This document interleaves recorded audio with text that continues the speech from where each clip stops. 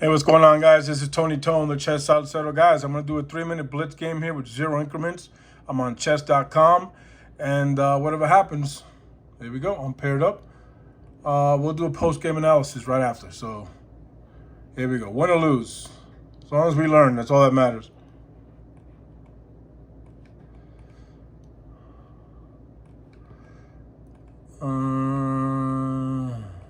Okay.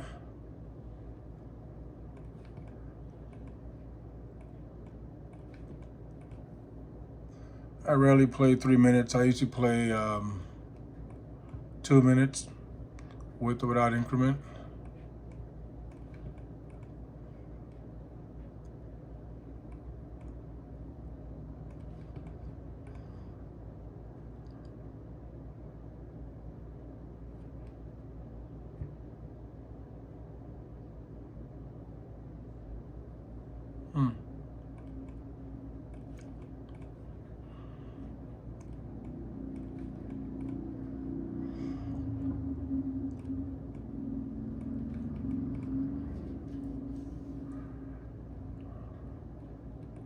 Get him out of there.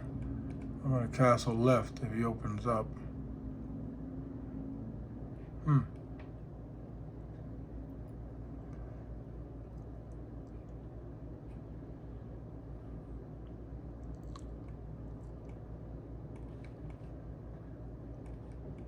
Yeah, he might hop back in.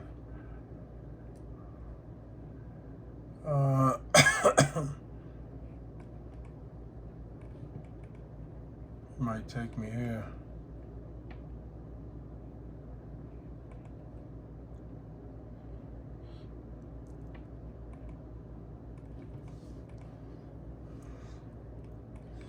I'll be careful. I gotta watch my time. I'm under 2 minutes. I'm about to be.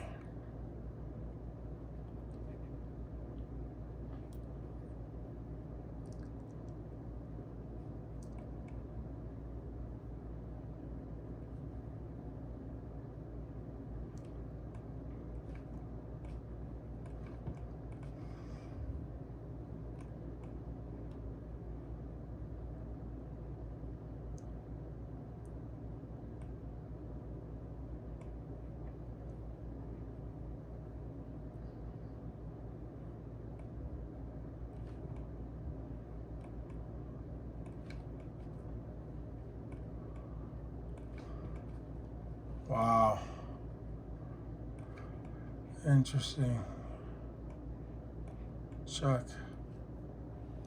129.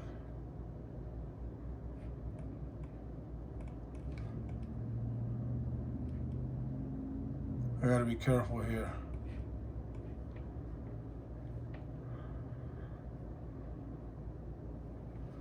He's at 142, I'm at 119. He can't take this because it's interesting. Okay, so let's double up.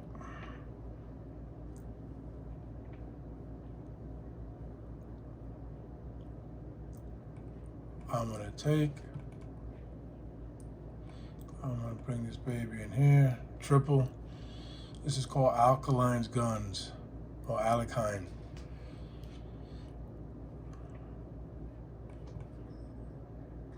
Alright, we're gonna come. What are we gonna do here?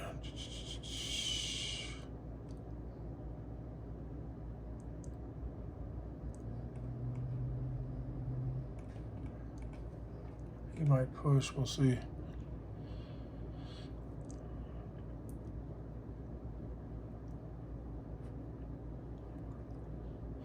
I gotta be careful.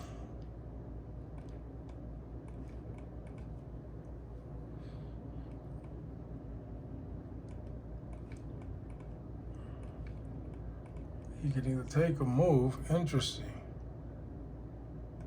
I'm gonna take him, discovered attack. Oh, wow. Okay. Let's go here. Checkmate. Awesome. So, let's see what happened here. Let's start from the very, very beginning, guys. Evaluate this game. So, I pushed d4, queen's pawn. He develops a knight. I push. You Guys, remember, look, I'm controlling squares. Every time you push pawns up, you are controlling squares ahead. Remember, pawns can never move back. So make sure when you move a pawn that you are 100% sure you wanted to do that. So let's see what he does here. He opens up the bishop. Remember, oops, sorry, right here. Remember, guys, you want to develop your pieces in the beginning, control the center, and then castle your king, if at all possible. And your opponent is usually trying to stop you from accomplishing those 3 opening principles, which I preach, by the way, on my chess channel. So I developed my knight. So you see, if you look at, he's trying to do the same thing, control these squares. So there's like a pawn war. So then I push my pawn, and I control this, this, and this. On top of the fact that it's defended this knight, this pawn by this knight. He does this, so he doesn't want me to bring the bishop out and pin the knight to the queen. But to me, that's a wasted move, because he could have unpinned it and developed at the same time with the bishop moving to e7, his dark squared bishop. So I develop my knights, my second knight. So now I'm up in development. I have a lead in development, which is crucial. He has 1 knight developed, and I have 2. Now he develops as a knight, but he blocks in this bishop. I bring up my bishop. Why? Because I'm getting ready to castle. I understand this. Since he blocked the bishop, he wants to fianchetto, which means to place it on the long diagonal right here, leading all the way through the other side of the board. So I develop my bishop. If we count him up, 1, 2, 3, 4 developed, and he has 1, 2, and he hasn't developed this yet, because he wasted a move right here with the pawn on h6. He finally develops, but here's the difference. He develops with tempo. What do I mean by that? Look at this here. He's attacking this pawn on e4 twice with the long bishop over here. A bishop is like a Sidewinder missile on a fighter jet, because it has very long range. So I have to find a way to protect this pawn twice, or I'm going to lose a key central pawn, which I do not want, which is very important that you keep your central pawns as long as the game lasts, because it controls so much key space in the middle of the board. So what do? I develop the queen, and I defend it twice. Whenever you can make a move, a multi-purpose move, it's usually a really good or great move. So he pushes. He really wants this pawn here. So if you notice, he has 1, 2, 3 attacks on his pawn, and I have only 2 defends. 3 is more than 2. I would lose that battle. So I take it. He takes it, and I push. So now, the reason I do this is because I hem in his bishop. It has no scope now, no range. He'd have to move it out somewhere else. And if he moves it back, it's just sitting there as a bad, poor bishop. So it really has no effectiveness. So I wanted to lock up this position because I have central control. I have a little more space than him. And now, on top of it, it's a forced move. He has to get this knight out of the way, or he loses it. He comes out here. He wants to attack my bishop. I understand why. Very strong. He puts pressure on my pawn. Plus the fact that I haven't castled is good for him. He thinks. So to me, I have 1, 2, 3, 4, 5. Getting ready to castle. He has 1, 2, 3. I'm up in development by 2 pieces.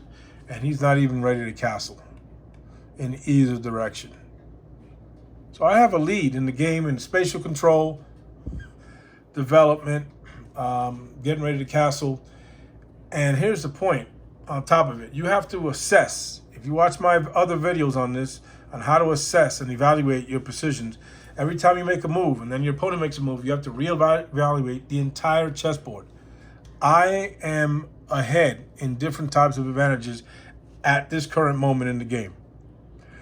I move him out because I double protect this, because look at this. He's hitting this twice. Even though it's defended twice, I'm defending it 3 times, and I like the fact that I'm here on this diagonal, which leads right into his camp. All right, so he pushes the pawn. Why? I don't really know. Maybe he's trying to open up this position here. I don't think it's wise, but I get him out. So he's forced again to move. He loses tempo. Tempo is time, guys. When you lose time, I gain time. And that's one of the many different types of advantages in chess. One of my favorites. Initiative, time, and tempo. He moves back. He's wasting moves, guys. He could have been developed. He could have moved his rooks out. He could have castled one way or the other, but he's just, I don't know what he's doing. So let's go back. Oh, I see. Okay. So now he finally develops, gets the castle soon, and he comes here. This really has no point because he's not pinning anything. If my queen were here, it's pinned, or here would be pinned, but there's nothing to it. Boom. Why do I do this? Because I already see an X-ray. An X-ray, just like an X-ray on the human body, you could see through the skin into the bones and the muscles and all that. Well, this I can see through past my knight here, getting out of the way, all the way to a double attack here on the C7 pawn. He gets out of the way. He tells me that he's trying to decide whether he wants to go queen side castling or king, depending on what I do. Plus, he finally develops the queen. I get him out of the way. I could have actually done this, to be honest with you. Now that I think of it, it would have been a better move. Because if he would have moved this up, I would have hopped into this beautiful, beautiful D6 square, attacking and checking his king, which would not allow him to castle it. He would forfeit the right to castle because a king cannot castle when it's under attack. What else? Looking back, maybe I should have done that. Plus, if I go back here, if I move the knight, if I hop here to B5, this would be a great outpost for me, D6. And look at my chess channel and playlist for what an outpost is and how powerful they are. But let's say he doesn't move it. It's still attacked 3 times by the queen, the rook, and the knight if the knight hops to B5. So, moving on, I didn't do that. I'm attacking the bishop, so he takes the bishop, but I take with the queen. Why? Because I didn't want to take with this pawn here, and it would have messed up my pawn structure over here on this side. So I took with the queen, adding pressure, like I said earlier, to the C7 pawn, or square. So he has to move it up. But what happens is, while he does that, he hems in his bishop even more. This bishop is dead. It's as if the bishop is not even on the chessboard.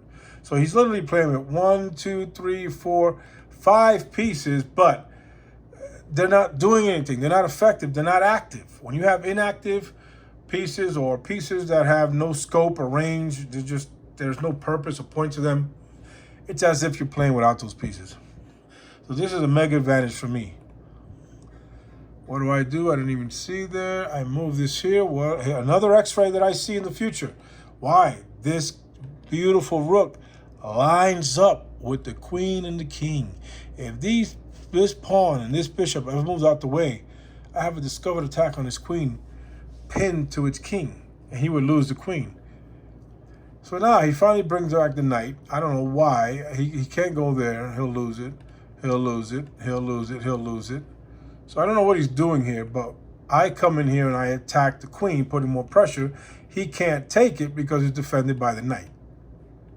So look what he does. I force him to push that pawn up, which is what I want, because look what I'm doing. I'm opening the file to that queen that leads to the king. So he takes, and now I don't mind giving up the bishop. Because look what I have here. Just like I said a few moves ago, I have the X-ray, which is no longer an X-ray now. The queen has to do something to get out of the way, or to sacrifice itself for the king, or block that this beautiful file right here. So what does he do? He does block it. The problem is he has to sacrifice his knight to block it. So he loses another piece. Bam, and I take it. So mistake. He finally castles, but now he gives me, bam, with tempo. I pick up another pawn, a discovered attack on his queen. He can't take this because of the queen and the bishop defended. So he's very defensive right now. He has to move somewhere, that queen. He gets out the way. Boom, I come in with tempo. I pick up another free knight, hitting the king. That's tempo. I'm forcing him to move. He's losing time on me. I mean, this is beautiful. Look at this. 1, 2, 3, 4 versus 1, 2, 3, 4, 5, 6.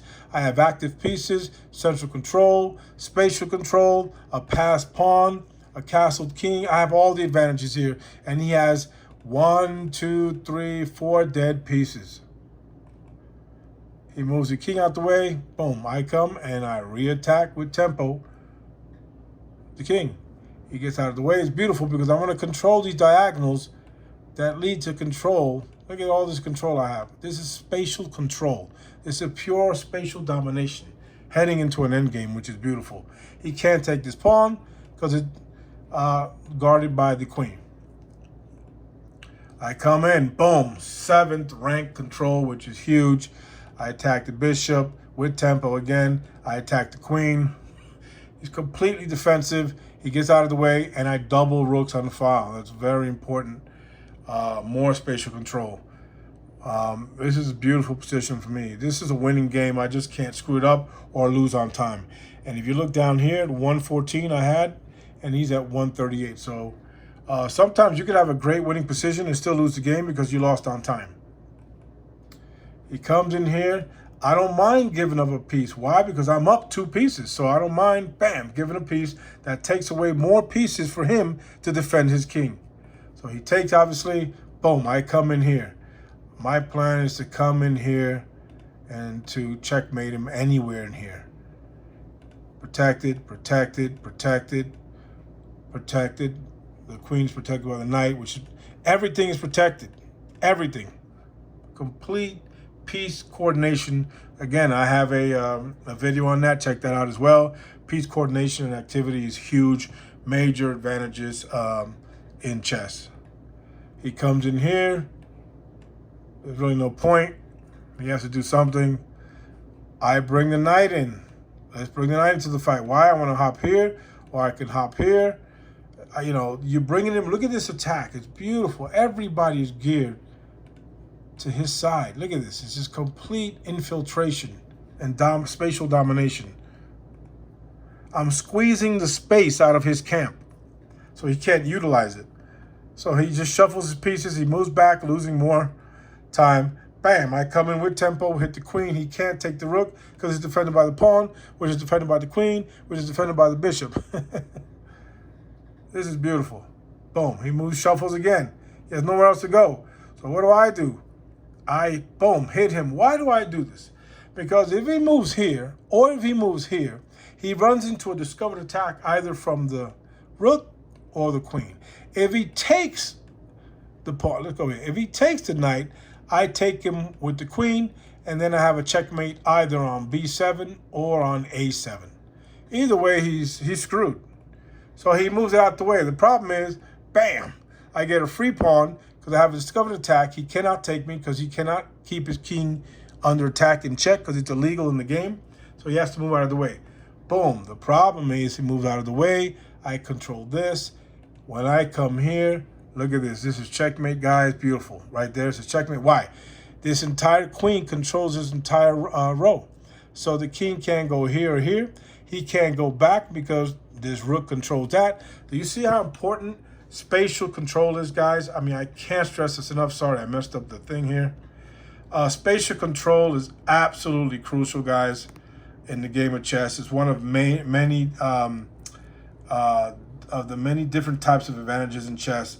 I absolutely love it. And if you can see here, it's complete domination, space, time, tempo, development, a safer king, more piece, material advantage, a passed pawn, if it would have gotten to that.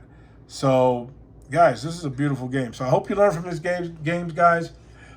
Study. For you beginners out there looking at this, this might go over your head a little. I completely understand that. It's not really meant for you when I do a lot of these blitz analysis, post-game analysis, and commentary because, you know, it gets deep. It gets really deep. And since the games are so fast, 2 minutes, 1 minute, 3 minutes, 5 minutes, you don't have a lot of time to think, and you have to know what you're doing. And that takes a lot of time, experience, seasoning, and a lot of studying, guys. Hours and hours of studying, understanding chess, chess positions, theory, tactics, you name it. Everything I put on my website, on my YouTube channel. So I hope you guys liked it, guys. And please visit my channel. And I hope you're improving with your chess. And the only way to do that is to study, guys. I literally play maybe, I don't know, 25, 30% of the time. And the other 80% or 75%, I just study. You must study more in this particular game, unlike others, more than you play. That way, when you actually play somebody, they will not see what you see because you've been studying so much and you have a deeper understanding and insight to the game. This game is about who knows more than the other. So, hope you enjoyed the content, guys. Thank you for watching, and please subscribe. This is Tony Tone, the Chess Salsero. I am out. Peace.